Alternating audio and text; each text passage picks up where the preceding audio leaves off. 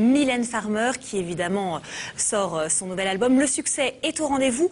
L'optimisme en revanche... Un peu moins. Un peu moins. Regardez. Elle est l'une des très rares artistes en France à pouvoir remplir des stades. Mylène Farmer est de retour avec un nouvel album bleu-noir et sans surprise, le succès est au rendez-vous. Près de 140 000 exemplaires vendus en une semaine, loin devant Yannick Noah ou encore Christophe Maé, mais surtout à des kilomètres des Black Eyed Peas qui n'ont écoulé que 35 000 copies de leur album en une semaine. Pourtant, l'année avait plutôt mal commencé pour la rousse la plus célèbre de l'Hexagone.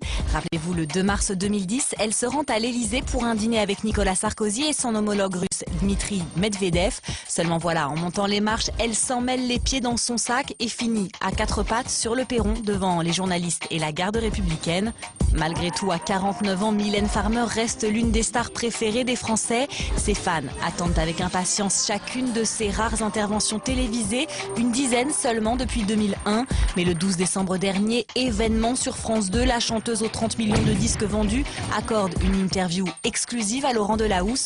L'occasion pour elle d'exprimer son optimisme et sa joie de vivre si légendaire. Comme tout le monde, des moments de joie, des moments plus sombres, des moments de doute, mais non, je n'ai pas l'impression de me distinguer. Il est si diabolique que cela, votre ange? Il est diabolique. Réellement diabolique. Après cette série de concerts, vous avez parlé d'un vide abyssal, c'est important? C'est un grand vide qui lui est abyssal et c'est presque comme une petite mort. On a l'impression de n'être plus rien, de ne servir à rien. Des propos qui servent depuis des années de fonds de commerce aux humoristes, à l'image de l'imitateur Nicolas Canteloup qui n'hésite pas à parodier à outrance la chanteuse.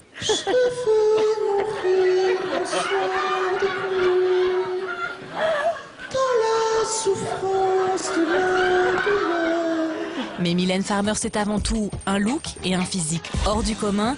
Des marches sensuelles, vêtements sombres et souvent ultra sexy. En 25 ans de carrière, la star est devenue pour certains un véritable mythe, au point que parfois leur culte vire au drame.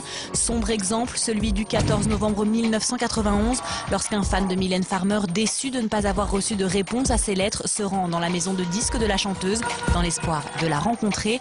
Face au refus du réceptionniste, le fan désespéré de 27 ans sort un fusil et tire à bout portant sur son interlocuteur qui décédera à l'hôpital quelques heures plus tard.